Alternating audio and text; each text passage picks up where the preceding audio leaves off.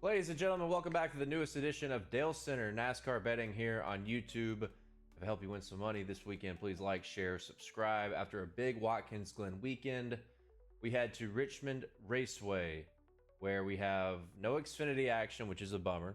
First time they haven't been here in, I think, like 40-something years. You can fact check me on that one, but kind of didn't even realize Xfinity wasn't heading to Richmond until the beginning of this week. But we do have Truck Night in America on Friday night, which is tonight. At the time of this recording, it is very early, crack of dawn Friday morning. So we get Truck Night in America, and then we get the Cup Series Cookout 400 at Richmond Raceway on Saturday night. So excited for some night racing. This is typically, except for last year with Austin Dillon, a pretty predictable racetrack for all three NASCAR National Series. Of course, Xfinity not here, like I said. Before we get into Truck Night in America, you see the lines courtesy of DraftKings Sportsbook on the bottom of your screen. Be sure to check out our friends over at advanced.gg. Promo code Dale to get 10% off your premium performance supplement today. Brand new ice shakers, mine sitting over on my desk. I advertise it on my live streams all the time. Promo code Dale to get 10% off of our new merch, along with your premium performance supplement today over at advanced.gg. Be sure to check out Grid Rival, their picks game. Fantasy for racing fans, for NASCAR fans especially. You can play trucks, you can play cup. Use promo code Dale when you sign up to get a 100% matching deposit bonus up to $100. Very fun game. Check that out this weekend. And then, of course, the bets. Dubclub.win. We are red hot. Well, Xfinity was a disaster, but we were super unlucky. Had a great weekend at trucks, or with trucks. Great weekend with cup.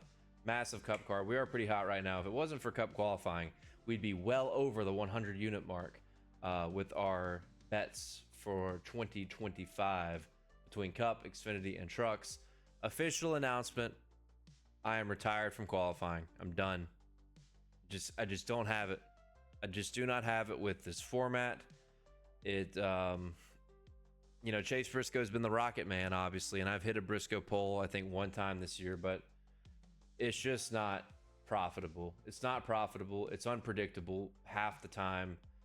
Blaney wins a pole last week at Watkins Glen. I am officially, until the end of 2025, we'll see about 2026, I am retired from qualifying betting. We end the year on an abysmal negative 19.5 units on cup qualifying. Kill me, God. No, look, listen.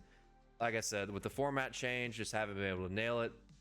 Chase Briscoe's been that guy at most places, and when it hasn't been Chase Briscoe, it's just it feels like it's been very unpredictable. So no more qualifying bets. I don't even want to give advice for it. I don't even want to give leans. I don't even want to think about it.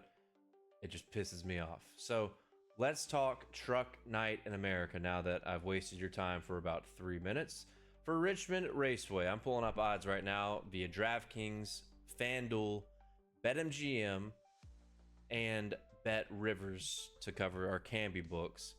I'm probably not going to be using Canby because of still never going to... I told you guys I was going to talk about it all year, but being scarred from Parker Kligerman getting DQ'd at Daytona, I refuse. Now, I'll go ahead and tell you one thing. If you did want to use it, if you're really... You got to look for the best line, right? A few guys I'm going to talk about, I'll go ahead and get these out of the way. Daniel Hemric, best line is on the Canby books. 25-1 outright, plus 650 for a top three. Grant Enfinger, best line, 16-1. That's far better than anywhere else. Next best line is 13-1 on BetMGM and FanDuel. Grant Enfinger, 16-1 outright, plus 350 top three. Those are great lines. Can't argue with them. I'm fine with paying a little bit more in case someone gets DQ'd. I just don't want to chance it. The one time you do want to chance it, it will happen. And I've still gambled a few times using Canby books because of their lines, but this weekend I'm not going to. So jumping right into Truck Night America. Ty Majeski won this race last year.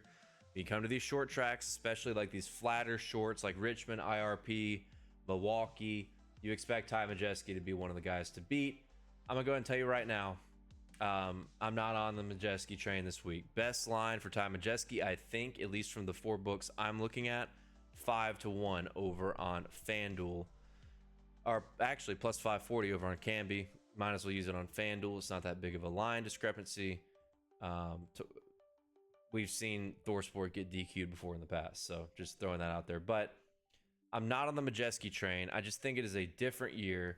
They have not had the speed at other relative short tracks. They haven't had the speed anywhere relative to Corey Heim and Front Row, especially on the short tracks. Front Row has just been the team to beat.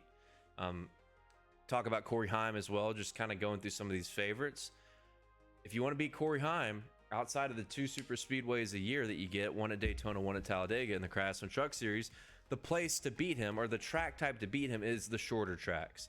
We have seen this 11 team not have the long run speed that Front Row has had, or what Ty Majeski's had in prior years. I don't think Majeski's going to have it this weekend. Plus, when you look back at this race last year, Grant Enfinger really should have won, and one restart, and it brought back terrible memories because I did have money on Enfinger outright, and on the final, or the second to last restart, Enfinger was about to clear William Sawalich, who took 2 tires on his final pit stop. He drove up into him, knocked him out. Majeski takes the lead after basically running, I think he was running 3rd before the second to last caution. He had good speed, but he did not have the speed of that 9 truck, no question.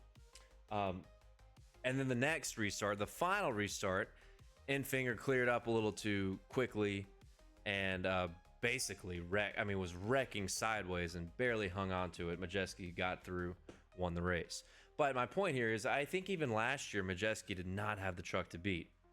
So I look back to IRP a few weeks ago, and Lane Riggs was the class of the field.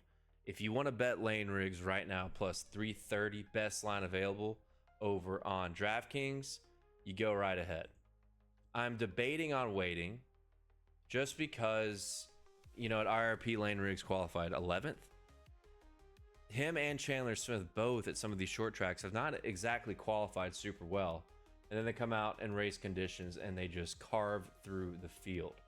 So I may be thinking, especially with the qualifying order, keep this in mind. You get qualifying at 2 p.m. Eastern time, or practice and qualifying at 2 p.m. Eastern time on Friday afternoon.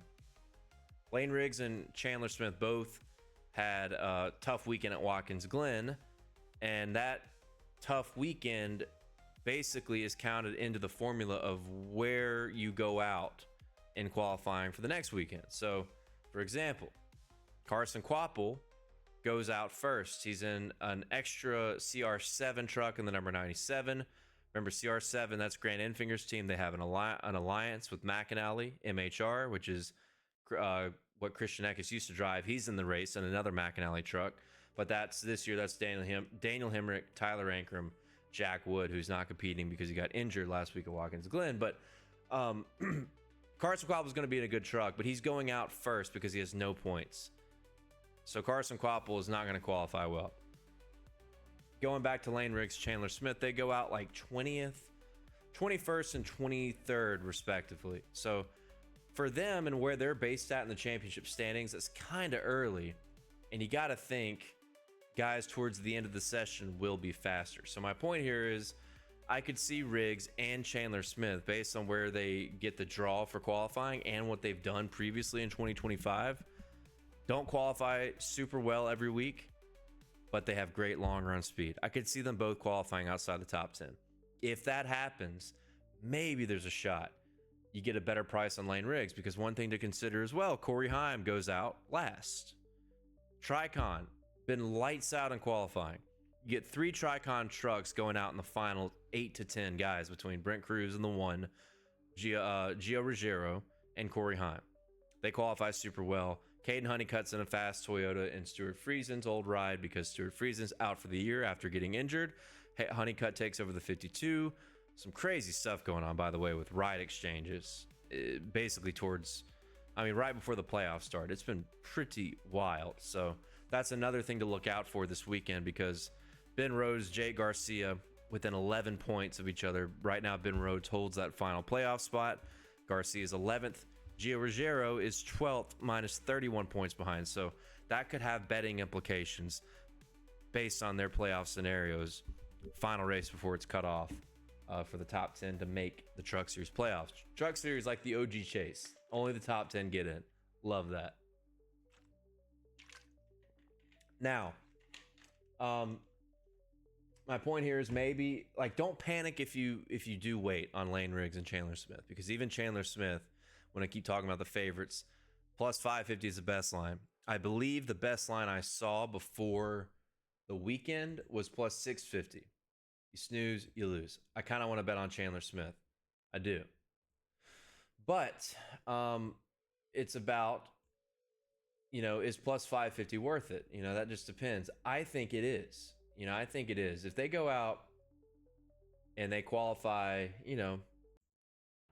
let's just say 11th to 16th, right? If they go out and qualify somewhat mediocre, but they show good long run speed in practice, I don't see his line moving that much.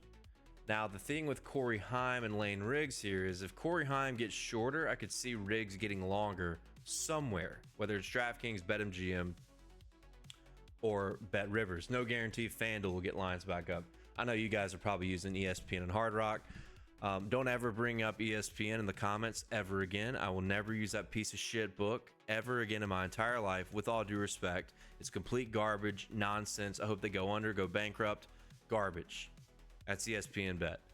So if you're new here and you're interested in betting, make sure you don't use ESPN Bet. Like, if ESPN Bet was a person, I would beat the ever-living shit out of it with my fists. Once again, with all due respect.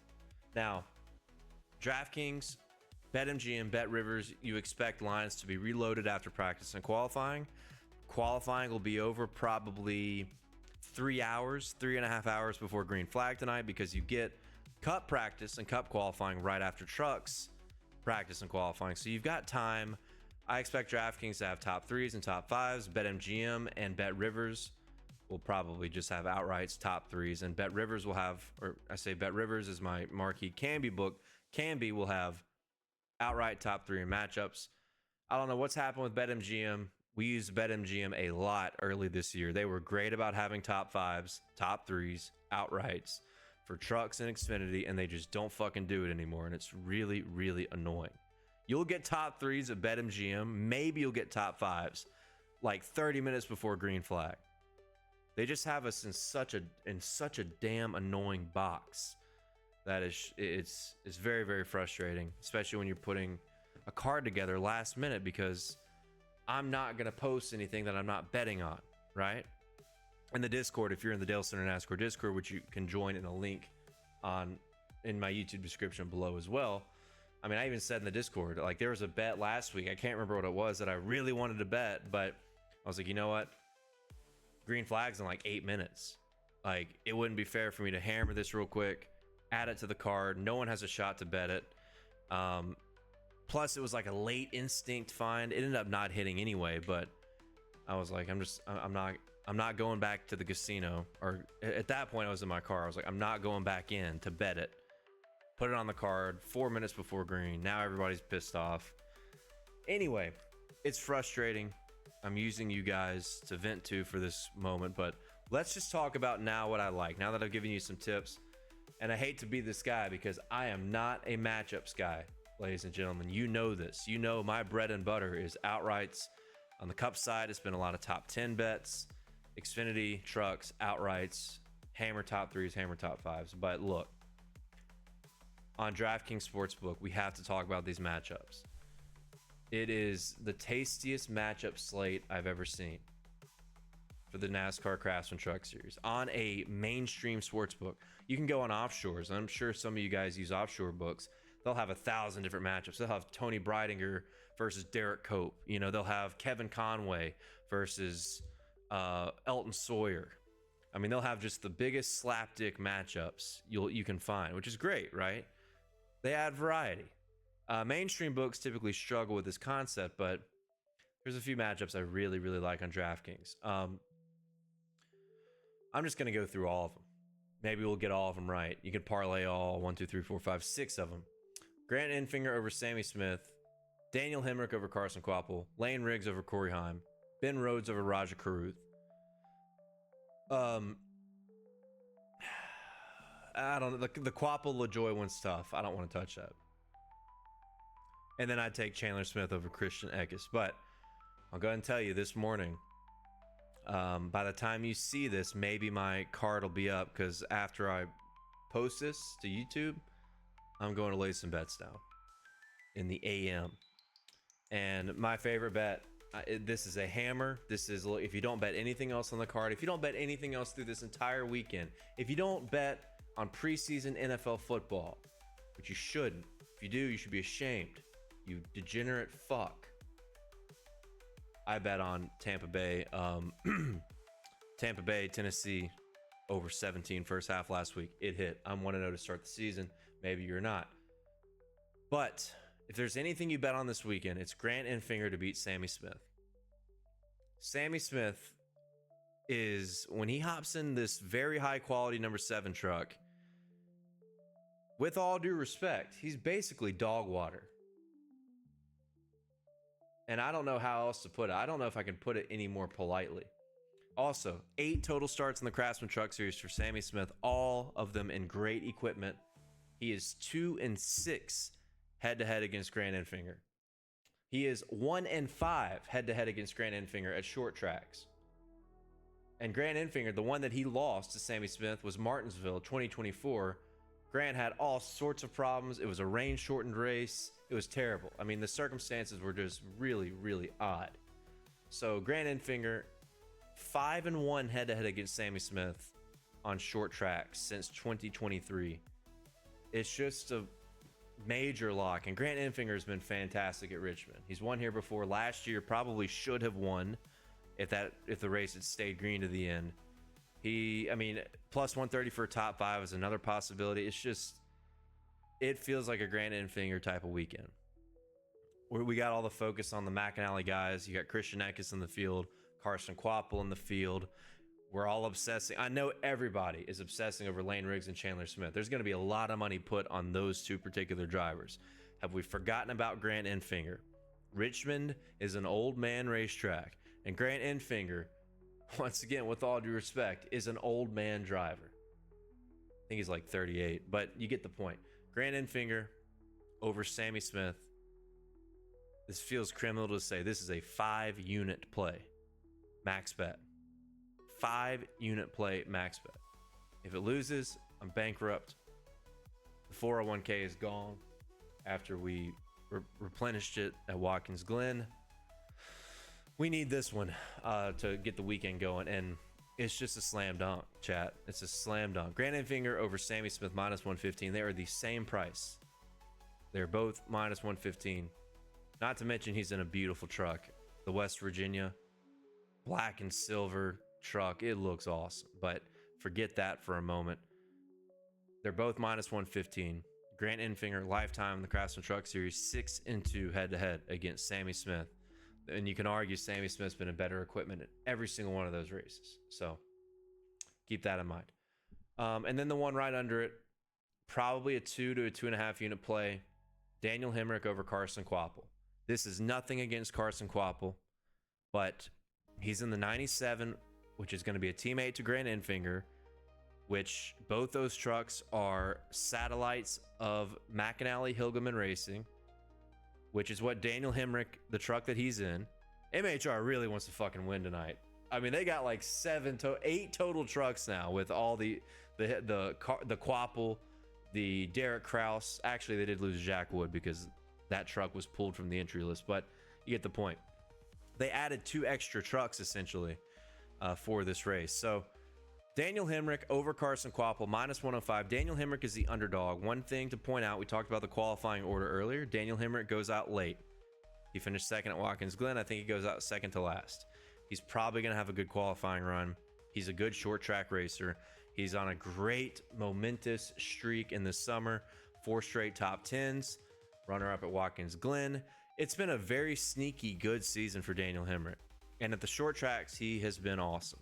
He won at Martinsville earlier this year. Granted, it was a shit show, but he's been a top 5 on speed, maybe top 7, top 8 on speed at worst at the majority of the short tracks in 2025 in the Craftsman Truck Series. And that's where McAnally's strength is. Tyler Ankrum won at Rockingham, even though that was kind of a fuel mileage deal. Tyler Ankram's best runs have been at these shorter racetracks. So Daniel Hemric over Carson Quaple, who has very limited truck experience, very limited experience in general. He's going to be starting in the back because he's qualifying first. There's no way he's going to put down a top 15, probably not a top 20 lap. Also, one thing that I hope we can find out info on with Quaple and Eckes is who are their pit crews. They're new teams being thrown in here. Who's servicing them? Because we've seen it in the truck series time and time again. Some of these pit crews are slower than shit. I could put Rocky out there, my Chihuahua, who's got 17 tumors, 4.5 teeth. He's about 17 years old. He might be 16, but he could probably change a tire as quick as some of these guys in the Craftsman truck series. Once again, respectfully, with all due respect. It's just the way it is. We've seen a lot of drivers in lightning fast race trucks lose races because of pit road. Zane Smith, when he was at front row, was the king of losing races and losing track position due to his pit crew fucking him over. So keep that in mind for someone like Carson Quaple, for someone like Christian Eckes. I don't know who their pit crews are, but in particular, this Daniel Hemric as the underdog to Carson Quaple. I don't get it. I don't get it. Once again, nothing against Quaple. He's obviously a good talent, a good short track racer. But Daniel Hemric has been no slouch in the Craftsman Truck Series in 2025. And he's the dog? To a brand new part-time team that could fucking grenade on lap 7? Give me Daniel Hemric in this matchup. This is a 2.5 unit, maybe a 3 unit bet. I mean, this would be a normal max bet if we didn't have the Grant Enfinger Sammy Smith line. So I don't know how it's going to go south. I'm sure it will because I'm not a matchup guy, but I have to stick to my instinct. I have to stick to my guns. I have to stick to the analytics. I have to stick to the eye test. And all of that reads Enfinger over Sammy Smith and Daniel Hemric over Carson Quaple. Just no ands, ifs, or buts about it. No hesitation. These are going to be heavy plays this morning. And now let's move into some props and some outrights now. I mentioned earlier debating on Chandler Smith. If you subscribe at dubclub.win, you'll find out this morning if I'm betting on Chandler Smith pre-practice, pre-qualifying. I am going to go ahead and bet on Grant Enfinger. He kind of also doesn't have a great draw in qualifying, goes out kind of early because they did not have a great run at Watkins Glen. And I think I misspoke earlier. I said Chandler Smith. I'll pull up the qualifying list real quick. Grant Enfinger goes out 21st. Chandler Smith goes out 23rd. Lane Riggs goes out 29th. I misspoke on Lane Riggs. I got to swap him and Enfinger. So Enfinger goes out 21st of 37 entries. And I think that's going to be 36 because Jack Wood is out. Doesn't really matter. But Chandler Smith, 23rd of 36 entries, and then Lane Riggs, 29th of 36 entries. So that is worth keeping in mind when we hit practice and qualifying later today. When do they go out? You heard it here first. Well, I mean, Bob Pockers told you first, but you heard it here vocally. And I think it could impact some line movement and maybe where some of these guys reopen at once the session is over. So I'm basically 50-50 if I'm betting Chandler Smith pre-practice. That's what I'm leaving it at.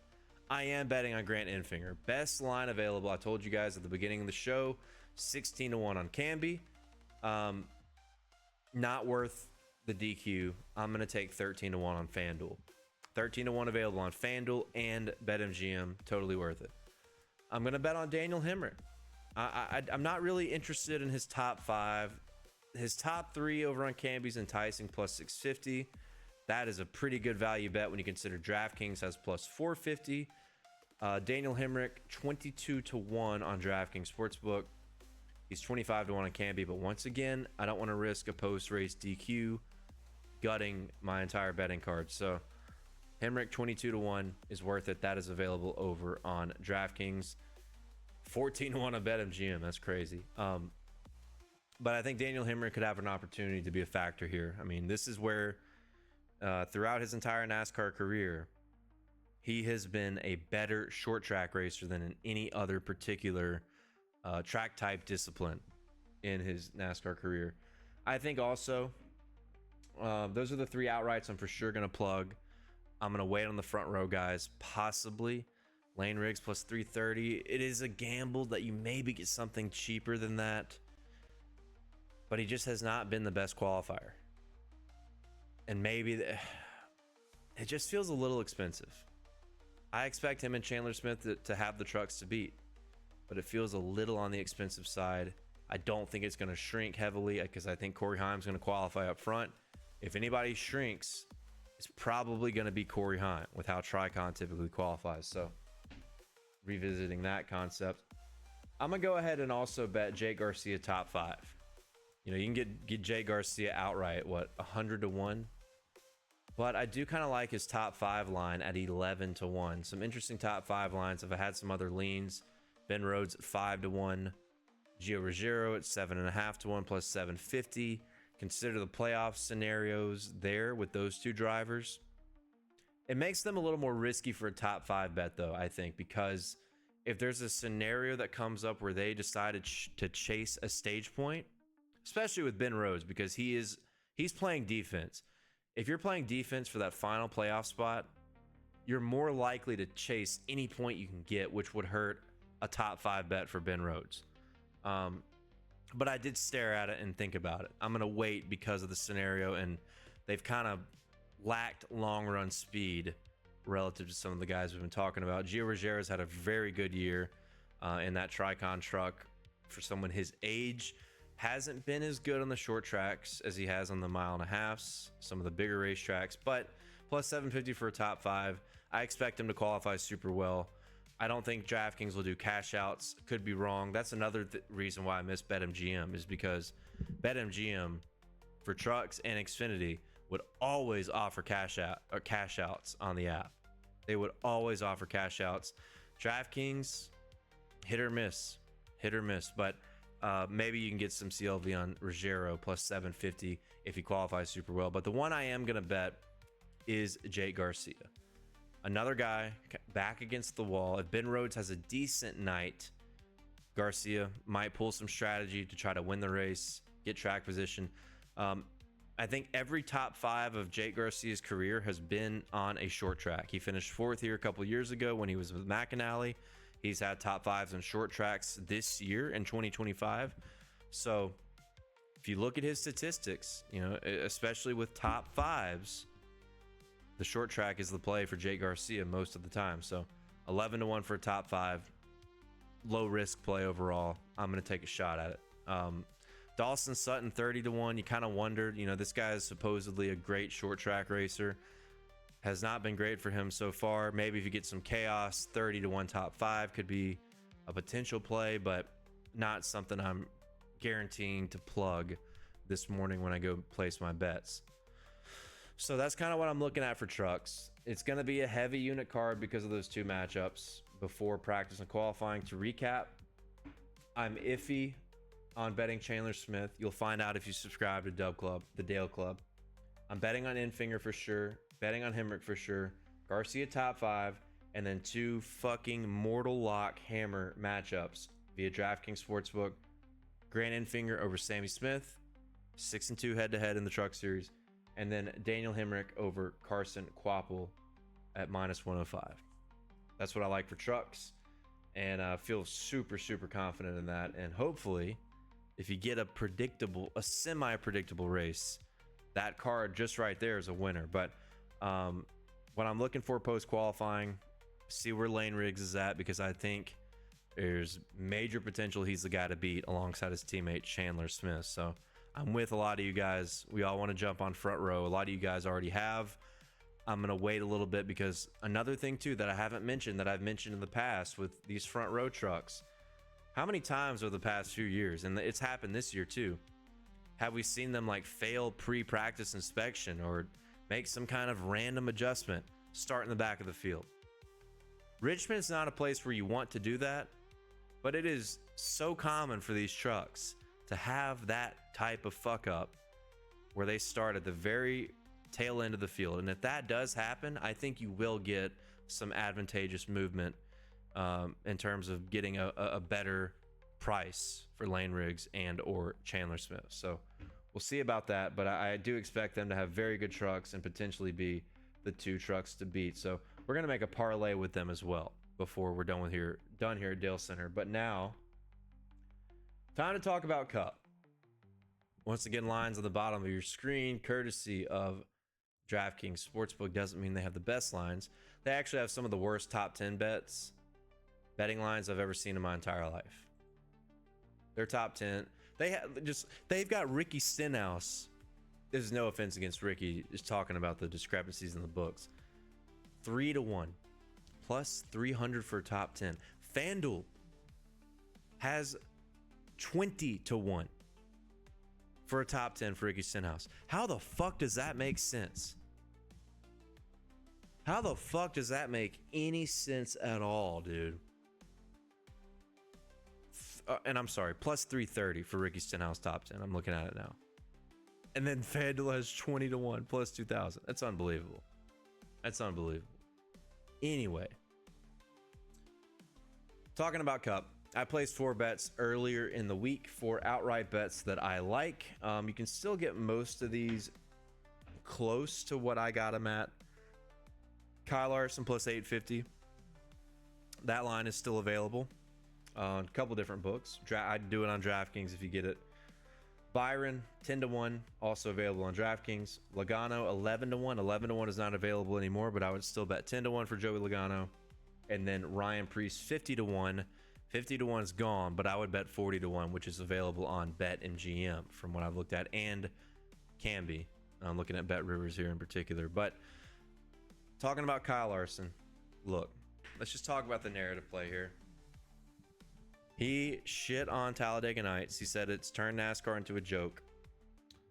The weekend after he says that on Julian Edelman's podcast, he finishes dead last at Watkins Glen with a freak brake issue.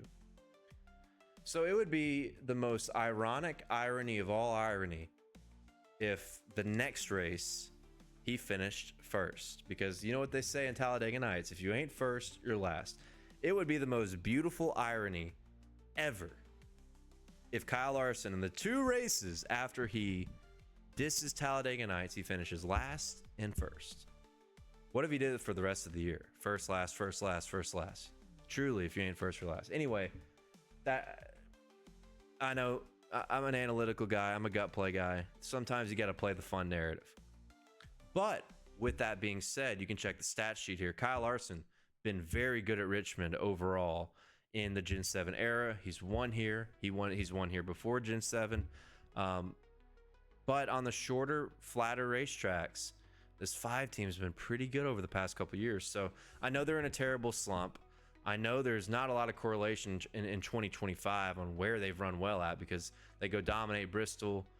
They go run, 5th on speed in Dover. Didn't finish there, but they win at where they win at Homestead, Kansas, and it's just been kind of up and down at a bunch of different other types of racetracks throughout 2025. So I get it, but plus 850, I'm on board. I think this could be a place that he sneaks up. Books are heavy on Denny Hamlin, Christopher Bell. I'm willing to wait on both those guys. I don't think they're going to get any shorter. I think you're going to be able to get one of those guys at plus 350 or 4-1, somewhere in between 350 and plus 400. So I'm not rushing on betting the favorites, but I'm going to look at Kyle Larson here. Plus 850. I'm on it. I feel like this could be the weekend where he breaks out of what's been a pretty tough summer overall. I know they ran second at Indy, but other than that, it's been a tough one. So if you look, Kyle Larson has improved a lot at Richmond in the Gen 7 era. I think he's, I hate to say it, kind of weird to say, but I think he's a sleeper this weekend. And don't forget the Talladega Nights narrative. I'm telling you right now.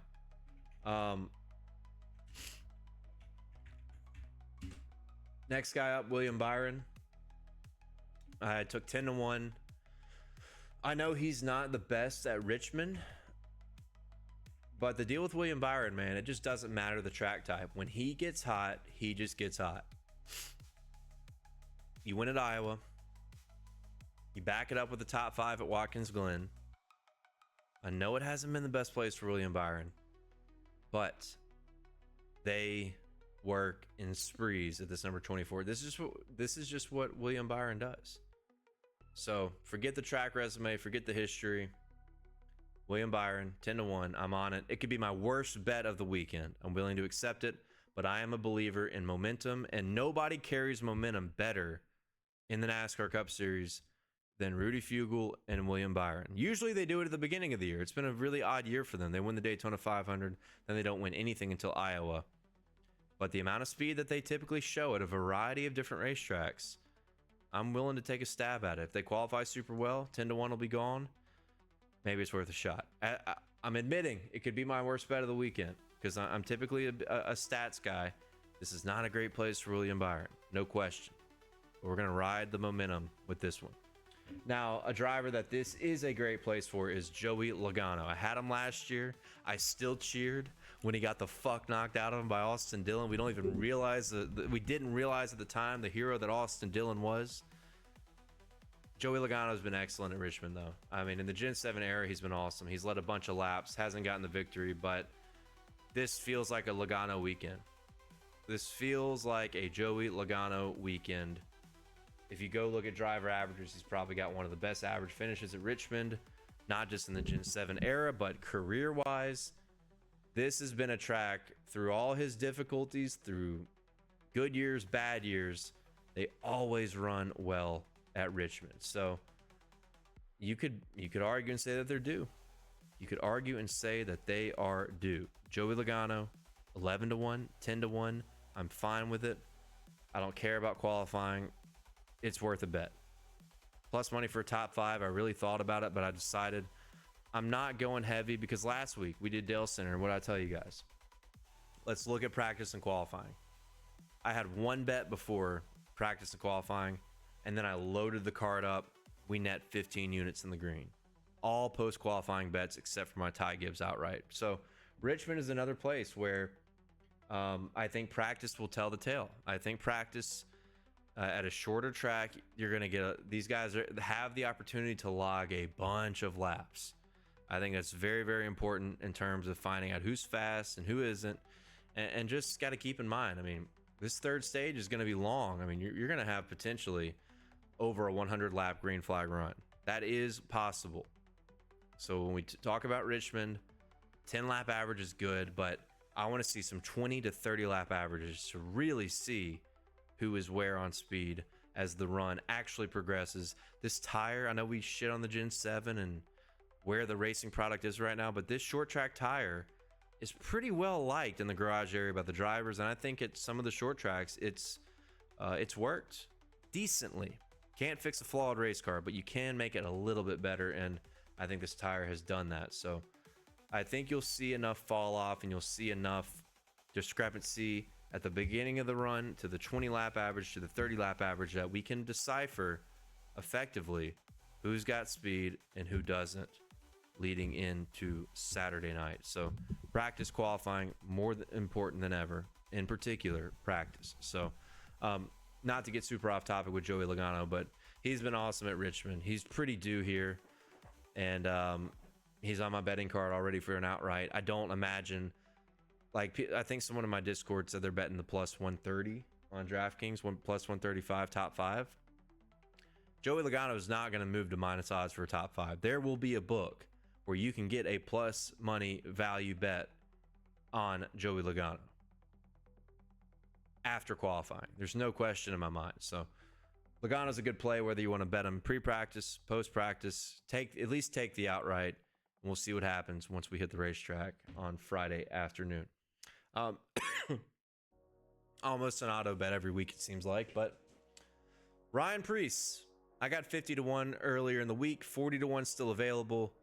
Look, RFK is in a very, very difficult position right now because there's a chance all 3 of their drivers don't get in. And they better have a strong game plan at Daytona next weekend to make sure that at least one gets in. Chris Buescher's won here in the past. Until Watkins Glen last weekend, they've kind of been limping. I don't know what's going on with that team, but they have just not been, in my opinion, I know they're 16th in points, but like, I mean, to me, this summer, they've been borderline playoff material. best RFK team, and Brad K's had his moments. You could argue he had the best car at Iowa, which is important for this weekend at Richmond, which has been a great track for him. I just think he's a little too expensive right now. 17-1, 16-1.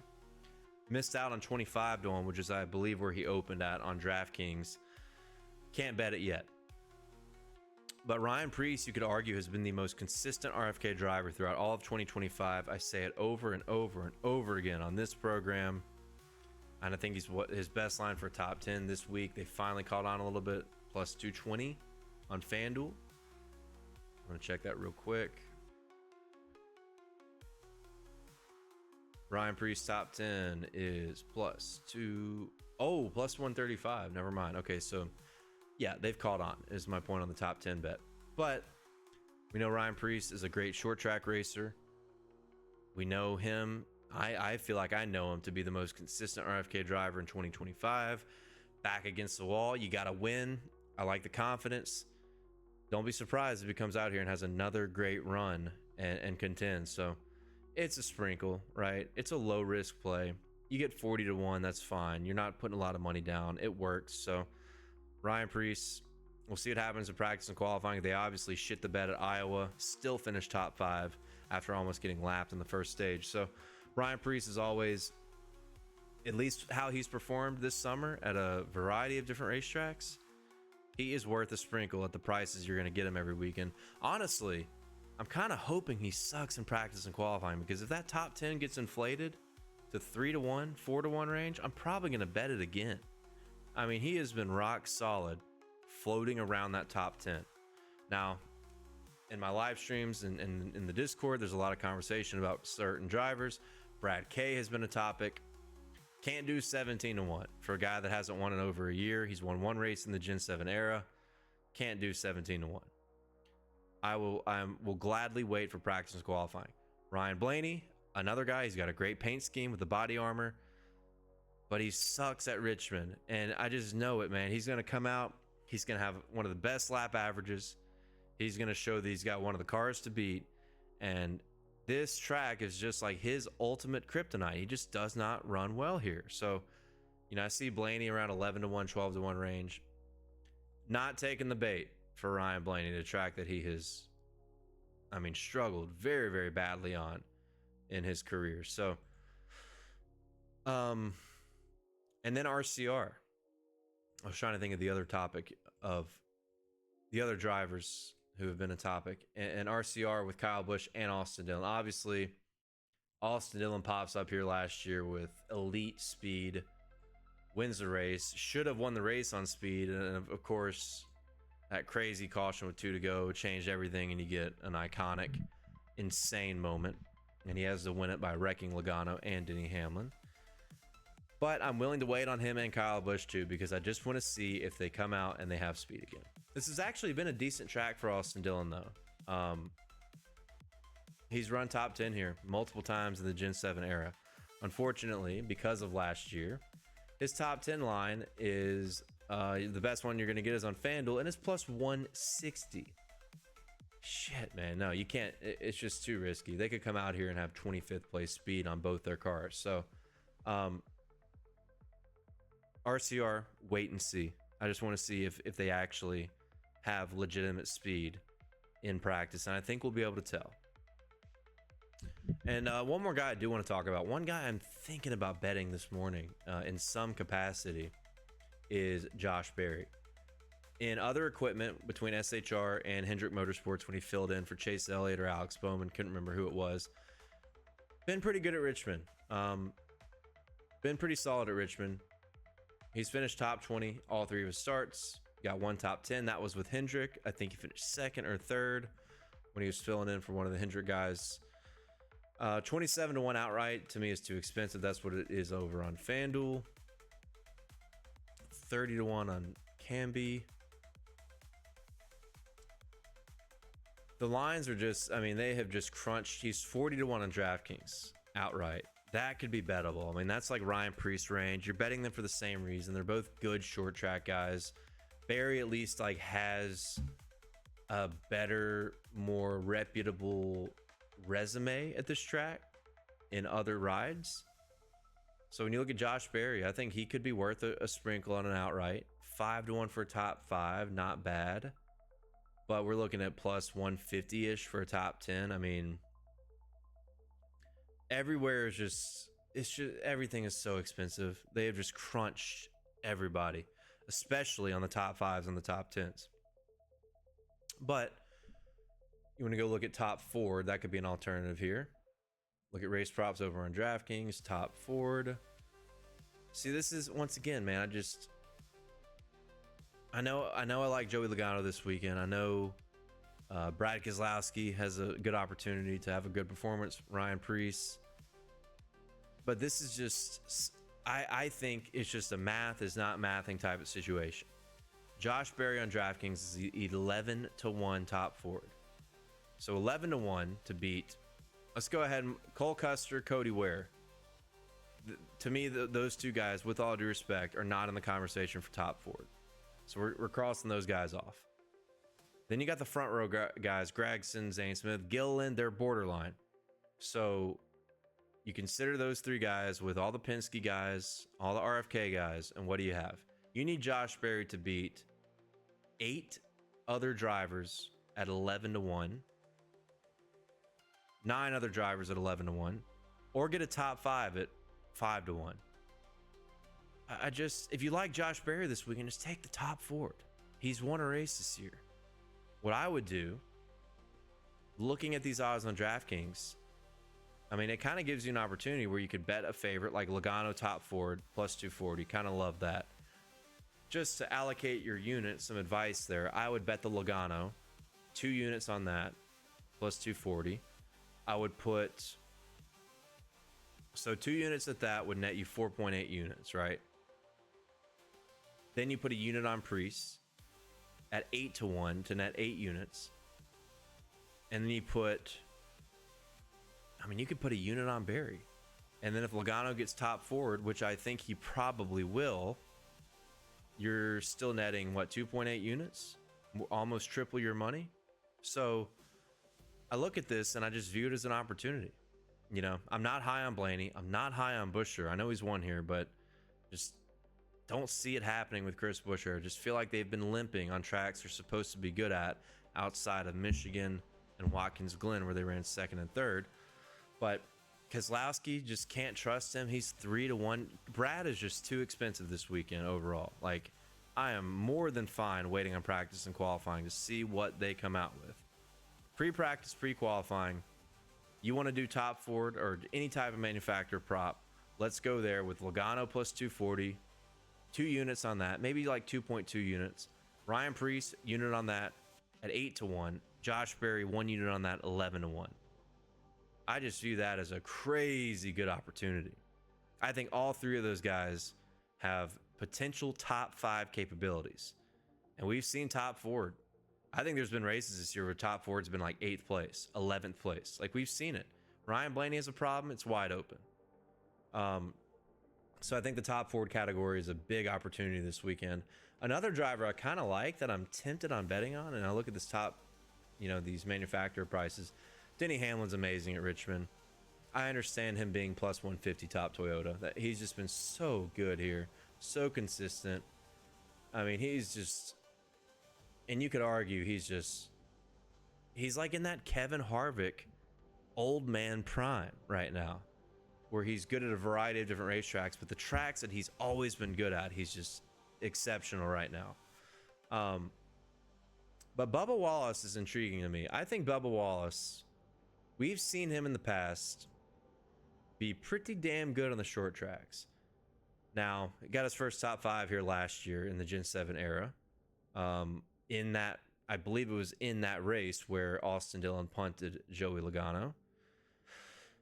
But Bubba Wallace, I feel like after you get the win, after he got the win at Indy, he goes out to Watkins Glen, runs top 10. I don't remember what he did at Iowa, to be honest with you, but oh, I know what he did. He run my Chastain top 10 bet. He carved through the field like it was nothing in the last 30 laps. Finished P6, P7. I think Bubba Wallace is sneaky dangerous at a track like this. Like, growing up, following his career, I knew him as a good short track racer above anything else. And now that he has a top 5 at Richmond in 2024, they had elite speed late in that race at Iowa, which is not a great track comp to Richmond, but similar in the banking, right? Short track-ish type of vibe. Bubba Wallace, I think, is kind of scary dangerous. I think he's a big-time sleeper this weekend, and I'm really thinking about betting something on him. His outright, I mean, what are we looking at here for his outright? Outright, I just pulled up FanDuel, 30 to 1. DraftKings, probably more expensive, 28 to 1. I mean, that might be a little expensive, but BetMGM, 25 to 1. Yeah, 30 to 1. Not bad. But his top 5, let's find his best top 5 price. Plus 360 on DraftKings. Okay. Whoa, what is, oh, top 10. Okay. What the fuck? He's plus 190 for top 5 on FanDuel? What the see? What the fuck is going on, dude? The price crunch for the entire field is just stupid, man. This is brutal. I'll check BetMGM here. See if he's got a better top 5. Anyway, he's plus money for a top 10 on DraftKings. That could be a good bet. DraftKings is the best price on him. Let's see what his top 10 is on BetMGM. He's plus money for a top 10 on MGM as well. It's just not worth hammering anything crazy, guys. These are some of the worst lines I've ever seen for a cup race. I mean, across the board, it's just the accordion has just been tightened up. But I kind of like Bubba as a sleeper if you can get a good price on him for Richmond. But that's kind of what I'm feeling. That's kind of what I'm thinking. Now it's time. Wow, we've been going 52 minutes. I've been yapping my ass off. Let's do some parlays.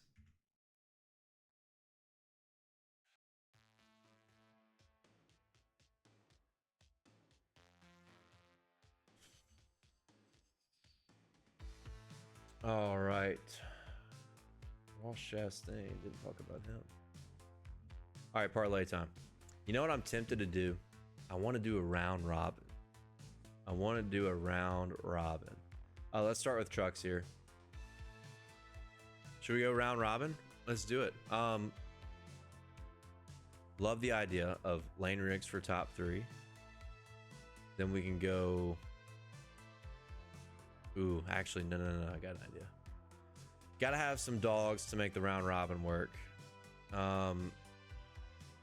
Garcia, Ruggiero, Rhodes. Ooh, man, this would be unreal. And then Enfinger top. Enfinger's like the lock, right? Enfinger's like the fucking lock. Can you do? Cannot be parlayed. Okay, so once you do 6, they won't let you. So basically, we're predicting the entire top 5 here. And if you do a round robin, you're betting more. This will probably be like $180 if you put 5 on each round robin type. If we go 3 out of 5 here, we're for sure winning. If we land lane rigs top 3, Enfinger top 5, and then one of these guys for top 5, you're gonna profit. If you hit 4 out of 5, big money. If you hit all of them, I mean, what, $5 does 12,000 exactly. So, yeah, I like this one, man. Now, you want to get crazy, you could take an outright like Chandler Smith. Can't parlay, so let's do Chandler Smith plus 550. We'll take the Ben Rhodes off. Chandler Smith winner, lane rigs top 3, Enfinger top 5, Garcia top 5, Gio Ruggiero top 5. $5 wins what, 13 and a half? 13,978. And if you do a round robin, chat, 5 bets, you can go 2s, 3s, and 4s. And that would be if you went 5 for 5. Shit, you guys can't see this. If you went 5 for 5, you would win 28 grand, 29 grand, something like that. If you went 4 for 5, you're winning a lot. I don't know what the exact payout would be on that, but the goal here, if you did do a round robin, is to go 3 for 5. This is pretty degenerate activity, honestly, because you got to place a lot down for something that is very, very, very far from a lock, right? If you get 2 of 5, you're not going to profit. You might save face, but you're not going to profit. But I like that one that we just did. One parlay idea I really, really like: Enfinger, Logano. This just feels like the breakthrough weekend for these guys, right?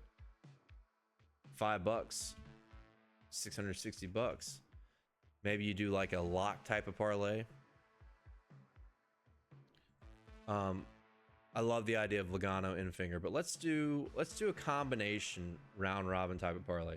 Love Bubba Wallace to be involved. Top 10. Then maybe let's do a Josh Berry top 10.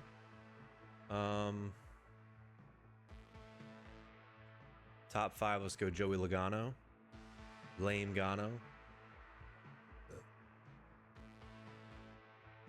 Now we shift over to trucks.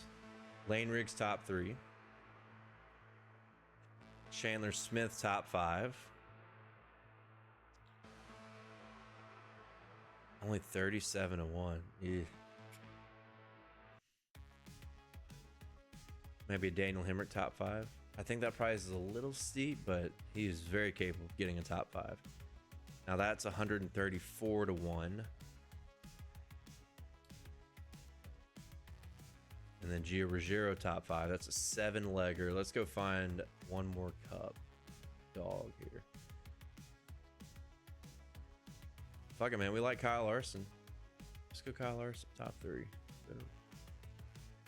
8 picks, 403 to 1. $5 wins 20 grand. You could do the round. This would be a super degenerate round robin. I mean, look at that. Holy fuck. You could do the 2s and 3s. That would be $11,000. 2 3s and 4s would be about 35 grand, 38 grand maybe. I don't know. Play it how you want. I like all these. Put them all together. Do something degenerate if you want to.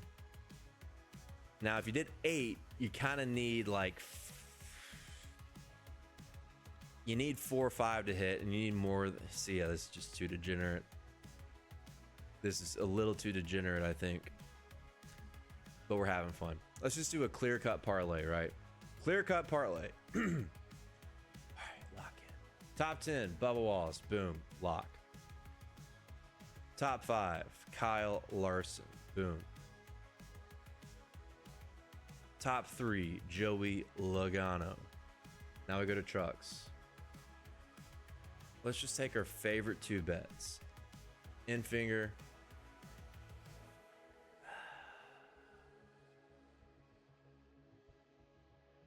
That's a 5 pick parlay right there. 58 to 1.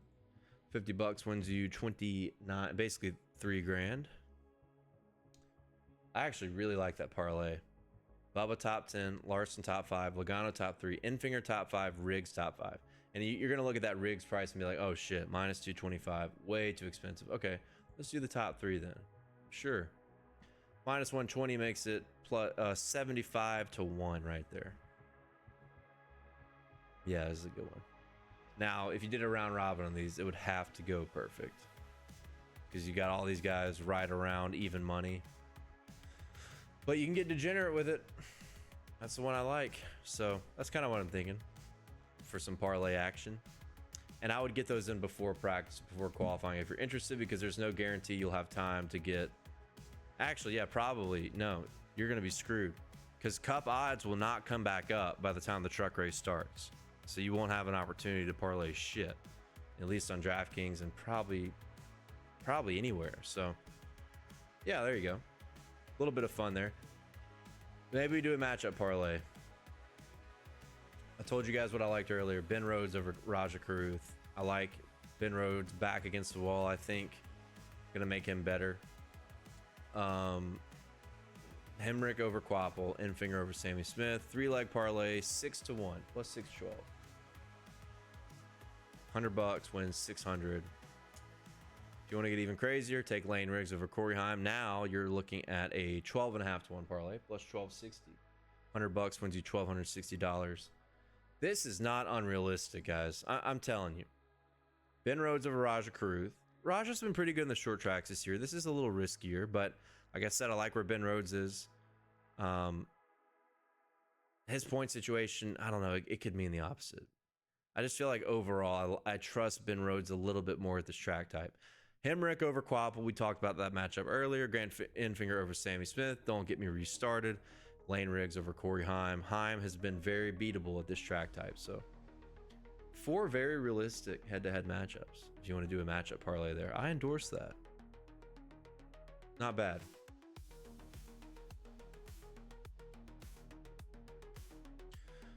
All right, that's what I got. Pretty long-winded here for just a doubleheader weekend, but no, I feel good.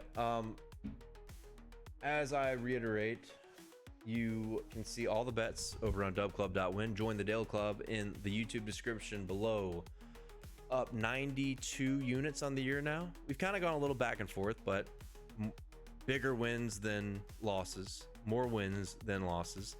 And if we didn't have the terrible luck in Xfinity last weekend with that one major accident, we would have had a monster weekend at Watkins Glen. So still a good weekend in general. I think 6 of my last 8 weekends in NASCAR betting have been profitable after our debacle in Mexico, where I don't know, it was the worst weekend ever. I think I lost like 20 units, 25 units in Mexico. Ever since Mexico, 6 of 8 profitable weekends. Craftsman Truck Series, I think we're 7 of our last 9 in the green. Like, not a lot of big wins, but dude, with the climb of the Truck Series, Corey Heim's even money half the time. Like, we found a way to consistently start winning through the summer stretch here in the Craftsman Truck Series. So excited for Truck Night in America.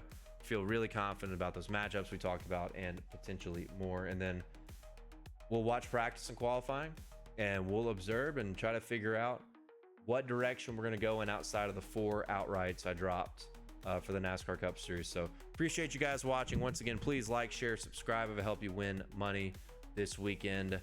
We're like I think we're 20 subscribers away from 2K subs on YouTube, and that would get me monetized. So it's a good milestone, and much appreciated for you guys' support. Hope you come back and thank me when you win this weekend at Richmond. Now, we're not going to get too cocky. Enjoy the races, enjoy the weekend, and I will see you very, very soon. Thank you for watching Dale Center here on YouTube.